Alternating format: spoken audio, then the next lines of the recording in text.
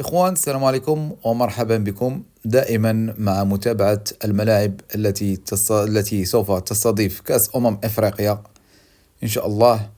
اليوم معنا ملعب أكادير، ملعب أدرار، ملعب يعني من الملاعب اللي ما داروش فيه إصلاحات كبيرة، لأن ديجا يعني فيه قاع داكشي المهم، إصلاحات ديالو ديجا الملعب في المستوى. كنظن يعني عاودوا ليه الكازو. احنا الحمد لله في المغرب التيرانات الأكثرية عندنا الكاليتي الجودة ديال الكازوات واعرين. منهم هذا الملعب هذا، يعني ملعب أدرار عنده جودة واعرة ديال العشب. زادوا فيه شي حوايج، شفت داروا فيه واحد ليلاد في داك البارات اللي كبارين اللي فيهم الضوء بالالوان كيشعلوا بالليل.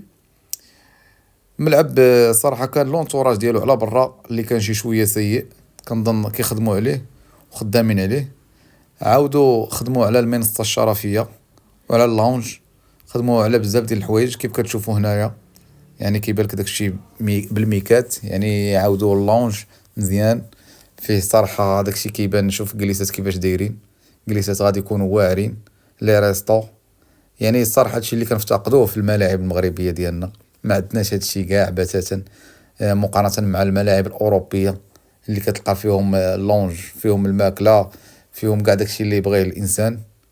يعني باش الإنسان يجي يتفرج بواحد المستوى اللي كيروق الجمهور. راه يعني بزاف ديال الناس ما كيمشيوش للتيرانات على ود هادشي هذا.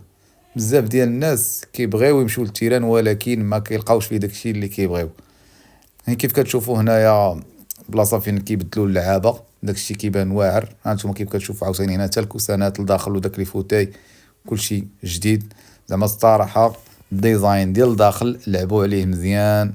يعني هذا الملعب اللي غيتلعبوا فيه المقابلات ديال مصر، مجموعة ديال مصر غادي تبرع في هذا التيران هذا، والجمهور اللي غادي يجي غادي يتبرعوا لا في التيران لا في مدينة أكادير بالشواطئ ديالها، لي ريجيون ديالها.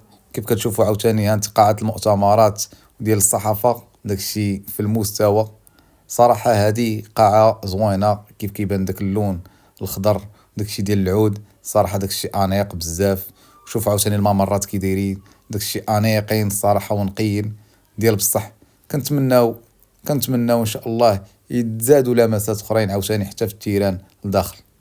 إخوان، نشوفكم ان شاء الله في فيديو اخر، في متابعة ديال استاد اخر. ما تبخلوش علينا بشي جيم وسبسكرايب، ومازال ان شاء الله غادي نوريكم تيرانات اخرين. تهلاو في راسكم.